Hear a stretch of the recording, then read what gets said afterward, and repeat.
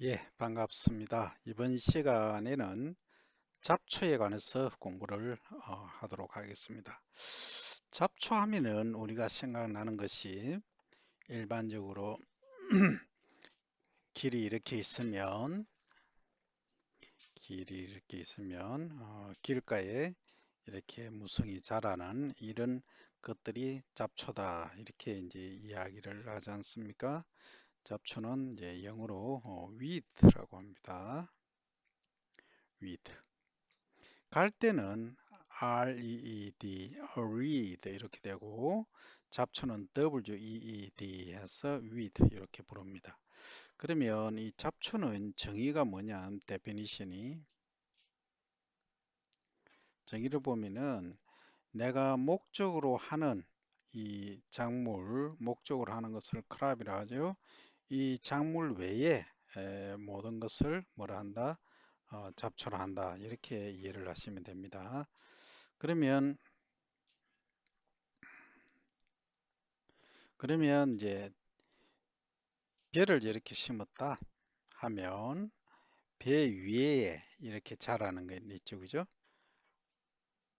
여러 가지 풀들 이런 다 모든 것들이 위드다, 잡초다 이 말이죠, 그죠? 그러면 우리가 논에서 발생하는 잡초들이 대략 어떤 게 있는가 하면은 피가 가장 많아요. 이 피인데 피 중에서는 이제 강피도 있고 물피, 돌피, 그다음 계피도 있어요. 계피가 여기는 안 나와 있는데 피 종류만 네 종류가 있습니다. 이것은 이 비하고 같은 화분과입니다. 화분과 벽과란 얘기죠. 그러면 우리가 제초제를 살포하면은 이 피가 잘 안 죽어요. 안 죽고 안 죽는단 말은 배하고 같이 생존한다는, 배가 이렇게 자라고 있으면, 배가 이렇게 자라면 거기 피도 같이 자라는 거예요. 그래서 이게 피를 잡기가 옛날에는 정말 어려웠다. 그런데 최근에 이제 허비사이드 제초제가 개발이 엄청 됐죠, 그죠? 엄청 개발되다 보니까 새로운 제초제를 만들어서 상당히 이제 업그레이드된 어,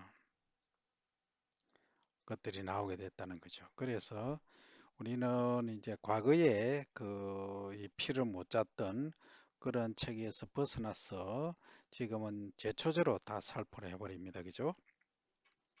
그래서 해리고 무인 헬기라든지 드론이라든지 아니면 동력 살부 무기 이런 것들을 활용해서 잡초를 방지를 하기도 하고, 또 다른 방법으로는 입제라고 있어요. 입제라는 것은 그래듈로 된 거죠. 이런 것들을 토양에 뿌리면 거기서 녹아서 잡초가 자라지 못하는 그런 방법도 사용을 하고 있다, 그죠? 그러면 기작 작용하는 부위가 어디냐 하면 루트 뿌리에 하느냐 아니면 슈트에 하느냐 하는 거죠. 슈트라고 하면 지상부를 말하죠. 지상부 아니면은 또 뿌리에, 그래서 기작이 다른 종류들이 많이 지금 나오고 있다, 그죠? 그게 이제 제초제인데, 그래서 주로 이제 백과 화분과 이런 피 종류들은 사실은 지금은 제초제가 많이 개량이 되어서 잡기가 좋아요. 좋은데 문제는 요 물 달개비, 이 한 보스의 달개비 모양으로 생겼죠. 그 다음에 이렇게 물이 많은데 사마귀 풀 이렇게 뻗어나가죠. 마디로 해서. 그 다음에 여기 보면 꽃이 노란 꽃이 이렇게 핍니다. 그래서 물달개비하고 좀 잎이 비슷하긴 한데 물달개비는 약간 넓적하고 두껍고 이 가막살이는 좁고 타원형입니다. 그래서 좀 완전히 자세히 보면 완전히 달라요. 그래서 가막살이 이런 풀들이 사실은 잡기가 어렵습니다. 그래서 제초제를 살포해도 이 물달개비하고 사마귀 풀은 상당히 컨트롤하기가 어렵다 하는 점을 여러분들이 주의를 하시기 바랍니다. 그 다음 이 자기풀이라고 되어 있는데 이 자기풀은 사실 자기나무라고 여러분들 아실 거예요. 그 여름에 어떤 꽃이냐면 핑크빛, 분홍색 꽃이 피는 나무가 있어요. 잎 모양이 꼭 이렇게 생겼어요. 그래서 그거하고는 좀 다르게 이것은 논에서 발생하는 잡초다. 이렇게 이해를 하시면 되겠죠. 자, 그 다음에 이제 올챙이, 고랭이가 요 형태예요. 요 삼각 그 발처럼 이렇게 난 건데 올챙이, 고랭이 이렇게 됩니다. 그죠? 그래서 요런 놈들이 실제는 하는 역할이랄까 발생을 하면은 물이 많은 데서 잘 발생을 하는 그런 경향을 나타낸다 하는 거죠. 그 다음에 이제 방동산이라고 있는데 요렇게 생겼죠. 요거 이제 알처럼 생겼죠. 그래서 알방동산이 요렇게 말을 합니다. 그죠? 그 다음에 또 이제 올방개라고 있어요. 올방개가 있는데 요것은 위에 보면은 요렇게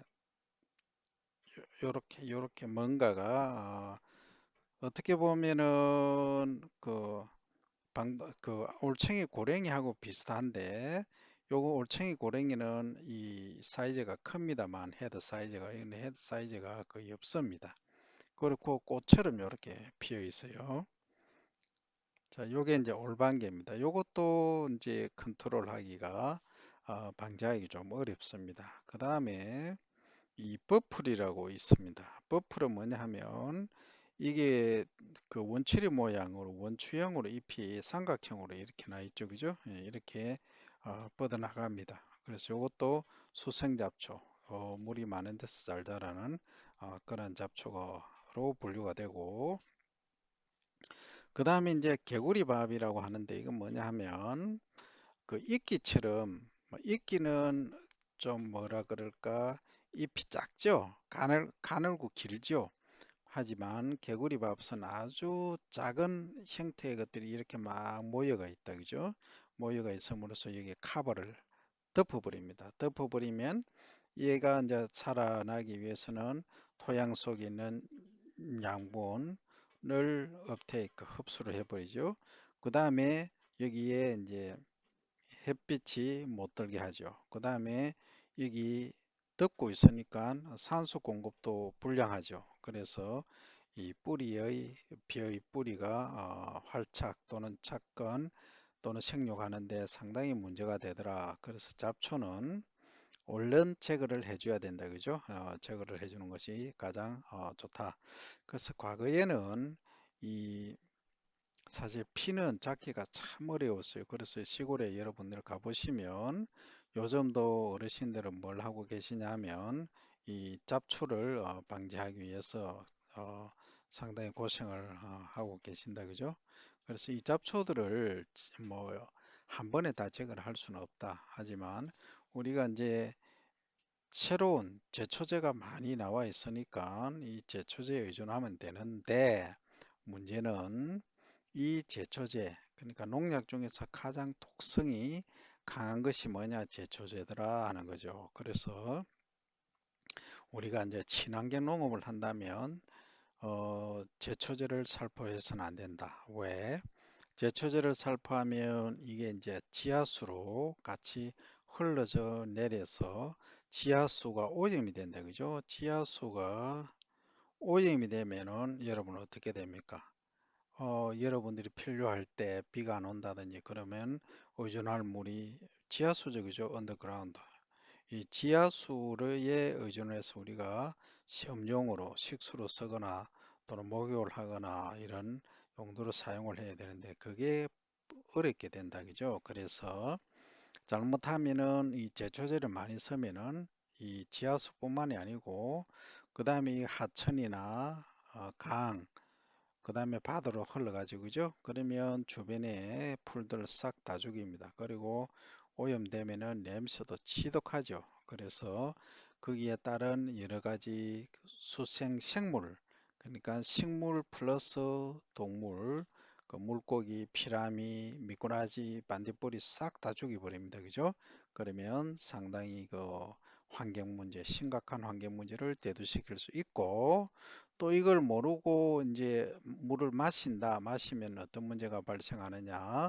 손발이 구부러지고 또 뼈가 이상한 형태로 변하고 하는 그러한 그 소위 수원이나 카드뮴 이런 그 중금속에 오염된 그 많이 섭취해서 문제를 유발하는 것 이상의 피해를 나타낼 수 있는 게 제초제다. 그러면 이 잡초들을 어떻게 제거할 것인가? 제초제를 사용하지 않고.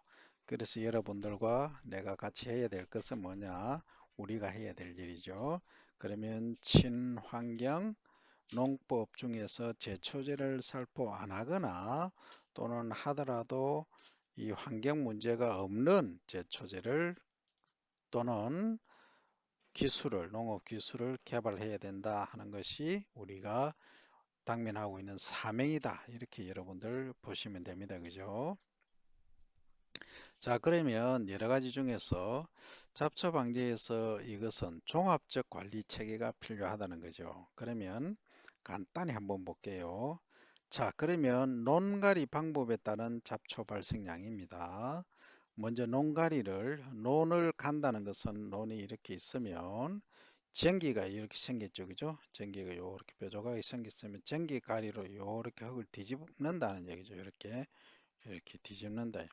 그러면 이제 농가리를 하고 그 다음에 뒤집고 그냥 두는 것이 아니고 로타리 날이 이렇게 생겼죠. 이렇게 요게 웽 하면 돌아가죠.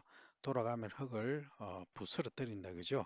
부스러뜨리는 그런 로타리 법이 있다 그죠. 이렇게 하는 방법. 그러면 이 논을 갈고 전기가리를 하고 로타리를 하는 경우, 그 다음에 로타리만 하는 경우, 그리고 전기도 안 하고 로타리도 안 하는 소위 무경운 상태로 해보니까 피해 발생량이 어떻게 되느냐, 그리고 이 많이 발생하는 뚝새풀이라고 있어요. 이것도 화분과인데 뚝새풀의 발생량을 보니까 이제 농가리하고 로타리 하는 방법을 이제 기준 지수로 100으로 놨을 때 로터리라도 치주니까 어때요? 276 그러니까 한 2.78배 정도 잡초가 많이 발생하죠.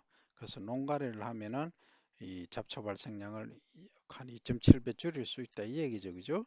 그리고 가만히 놔두고 그러니까 이 로타리도 안 하고 농가리도 안 하고 그냥 재배를 하니까 피해 발생량이 한 4.5배 정도 많더라 하는 거죠. 그러면 결국은 우리가 농가리를 하고 로타리를 쳐야 제초제를 살포 안 해도 된다 하는 얘기가 될 수가 있다 이 말이죠. 그죠? 하지만 이제 실제 670개체라는 것은 피가 시바르는 300평이죠. 그죠? 300평당 300평이면 가로 30m, 세로 33m 죠? 그러면 990제곱미터죠. 약 1000제곱미터 되죠. 그죠? 그래서 1000제곱미터가 시바르니까 시바르당 670개니까 1제곱미터 가로 세로 1m에 한 0.67개 그에 뭐가 있다는 얘기가 잡초가 발생한다. 그러니까 1제곱미터에 한 개 정도의 피가 발생한다. 이 정도로 보시면 됩니다. 그죠? 그러면 이제 뚝새풀은 어떠냐 보시면 여기 이제 시바르당 150개니까 1제곱미터에 0.15개 정도 발생하는 거죠.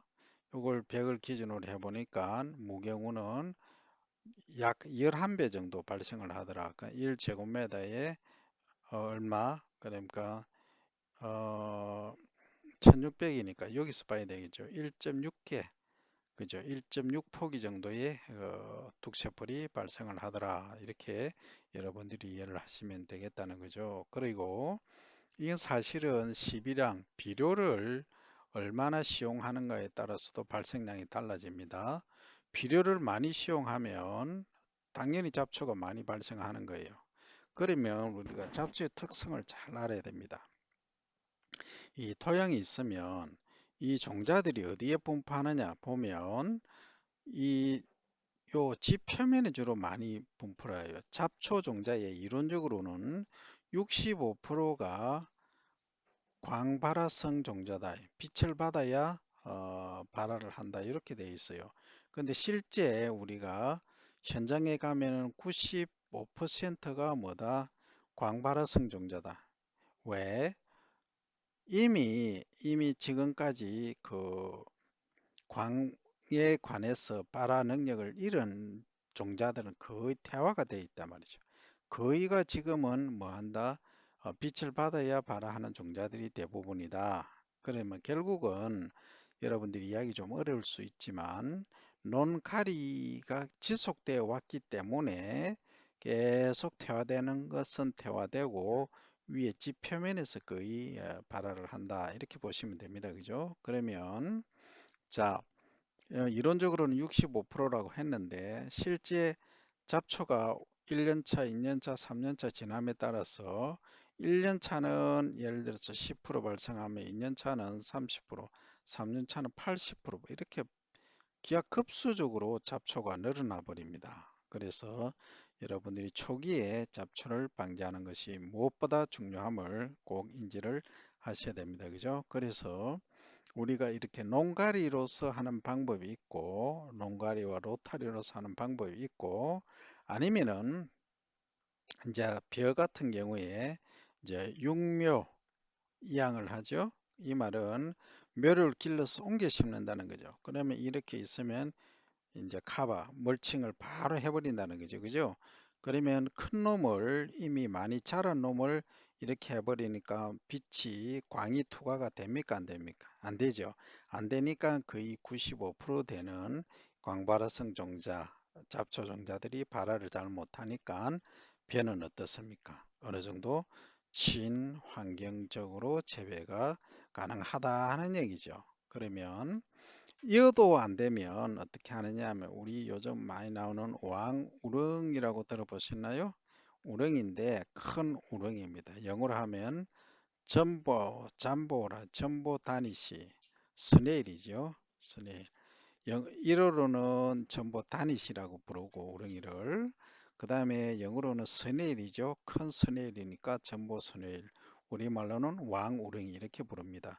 얘가 이렇게 생겼죠.